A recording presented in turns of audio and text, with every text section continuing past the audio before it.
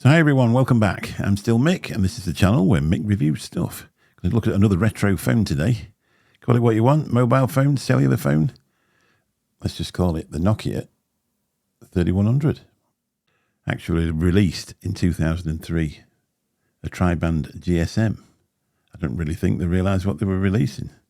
Bit of a serious phone this, to be honest. So let's put the camera down and take a look. The Nokia 3100 tri-band GSM mobile phone was announced on the 17th of June 2003 as an entry-level phone from Nokia and released in September 2003. And it was designed primarily for a newer generation of marketing audience. The Nokia 3100 was developed from the Nokia 6100 as a successor to the Nokia 3510. The phone was Nokia's first in the youth-orientated 3000 series to be equipped with a 128 by 128 pixel passive colour display and included Java, MIDP 1.0, Hotmail and WAP browser, GPRS pop port connectivity and lithium battery. It is also capable of playing polyphonic MIDI files, which can be used as ringtones. The Nokia 3100 uses Nokia's Series 40 platform firmware that has large static icons rather than the animated icons of some of the other Nokia phones.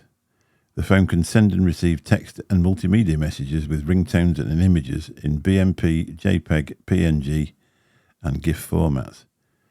The basic 3100 does not have a voice recorder, radio receiver or MP3 player or a camera, while the 3100B variant has voice recording. A camera can be added to the phone via its pop port. So now we've read all the stuff about it, let's actually take a look at the device itself.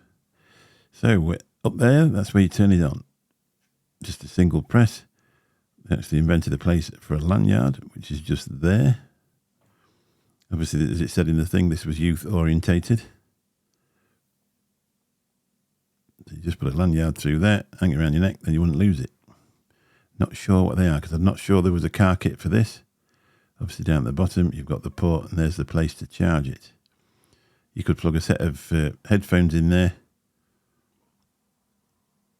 if you wanted to. I mean, that, to be honest, is the same as what all the other Nokia things, where you'll be able to put it in for car kits, but I'm not sure whether this had one. As you can see with this, you can actually take these covers off, so you could change it for whatever colour you wanted to.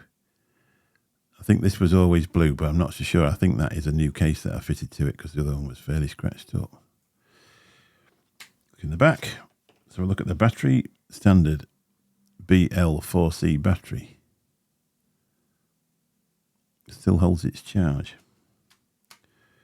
Underneath that, traditional SIM tray for the larger style SIM. Obviously you can put a modern style SIM in there now, just you need one of those adapters. So we'll look, see if we can get it to focus on there. There we go, look. Model 3100, type RH19. There's your EMEI number. Made in Germany. Let's put it back together and switch it on. Really easy to do. Battery goes in there, obviously. Offer this up like that. Just slides forward and it clicks. So let's get it to light up. I don't know if you'll be able to hear the ringtones. There she is. Whatever SIM card in there, it's just failed. So let's just go through the menus. Pretty standard for a Nokia. Messages. Call register. Contacts. Profiles. Obviously you're able to select different profiles for day, night. Let's just go through the profiles and have a look. So you can have silent, discreet. At some point I had it set to mix. I don't know what that meant. That was obviously theirs. Then you've got general, and then you're back to silent again. Settings. Let's have a look at settings. You can change the screensaver. You can do personal shortcuts. Let's just see what that entails. So you can actually set up the top keys, couldn't you? I've forgotten. It's that long since I've used this. I actually used to use this with a company called World Sim, and I used to use it when I went abroad. You pop that in there, and you could actually use it for 25 pence a minute when you were paying a pound and over a pound. So you could have a screensaver. Let's put the screensaver on. So that'll come on when when it goes back to settled time and date settings. Call settings. You can do call waiting and everything. Yeah. Call divert. Any answer key. Automatic redial. Speed dialing. I don't know if you did that, but I did it. Apart from you weren't able to use number one because it was the voicemail back in the day. I used to have all my family's phone numbers set up on different numbers. So when my other Nokia was in the car kit, there was no need to do anything. You just pressed it and it would dial out. Spent hours and hours and hours talking down a Nokia back in the day. Oh, you can actually turn your caller ID off if you want it to be really cool. I'm about to call divert again. That's call settings, phone settings. Now, what does this entail? Could change the phone language to English or any other language, obviously. Automatic key guard. I presume that was when you unused it or it wasn't used for a few seconds, it would then lock the keys for you. Cell info display. What does that mean? That used to tell you what the dialing code for the area you were in, which is a really handy device. If you, for instance, if you broke down somewhere in the middle of nowhere, you could find out when you're trying to ring somebody, you needed the STD code for a start to be able to ring them. Welcome note. Presumably you could send that to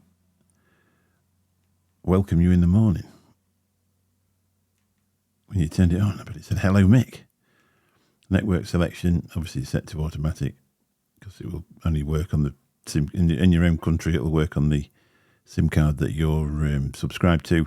Obviously, if you go to a different country, you could choose the one with the best signal and then lock it off if you wanted to. I'm not really sure what that was. Help text activation. All right, let's have a look at that. Presume that was little tips on how to use the phone. Startup tone, so you could actually turn that off if you wanted to. And then we're back to there. That's phone settings, display settings. Wallpaper. Select image.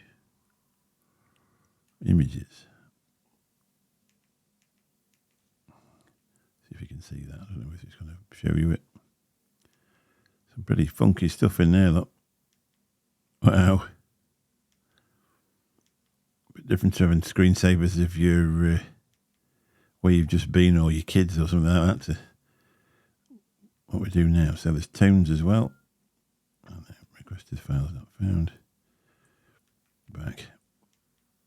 I could change this colour scheme as well. Obviously this is set to red. Back. Tone settings. Let's have a look. Ringing tone.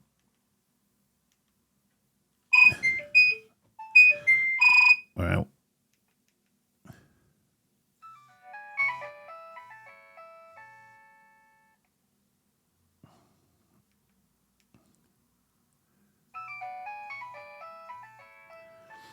On earlier Nokia phones, that was called Grand Vals, and then they changed it to Nokia Tune. You can sort of hear the polyphonic ringtones, can't you? I'll not keep playing through them because they'll probably give you a headache. You can obviously set the ringing volume, turn the vibration on and off. So let's turn it off. You can change the message tone. Let's see what that was. Standard.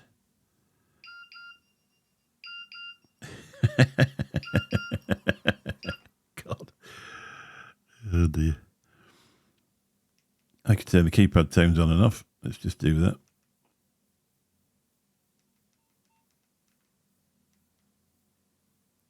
Oh, I don't think you're supposed to do it like that. There we go. So now every time you move something, it does a big beep. I could actually get the as it was ringing, the backlight flashed as well. So I suppose if you had it on silent, you would be able to see it. It's amazing how we went from no phone to worried about people ringing you constantly. That's one thing about the introduction of cellular or mobile phones. You never seem to get peace with them, do you? I myself, I charge mine up with no ringtone on, and I leave it downstairs out the way so I can get asleep. So there we are. To lock these, you just used to do that. Press the 2, and then again. So let's take a look round it. I wonder if we can actually get the... see if we can get it apart. Not apart, but let's see if we can take the... I don't know how you get them apart now, to be fair. There we are. Let's take it to bits. That's it. Obviously your buttons are there. The back of there. We'll press it on. I'll press on that. There's micro switches there. Not really sure if that's the proper name for them, but I'd imagine it is. Can you actually do them yourself? Yeah, you can. Little clicky micro switches. So now if you had access to, you'd be able to just change this part. If you got it all scratched up, you have to change it to any colour that you wanted to. It's quite a good thing, that, really. And to put it back together, basically all you have to do, there's just 2 little things in there, and they have to hang on to those 2 there. So you just basically put it on like that. So we'll just put it back together, and then we'll let you carry on with your day.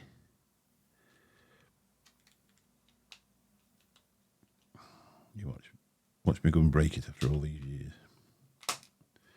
That's as easy as that was.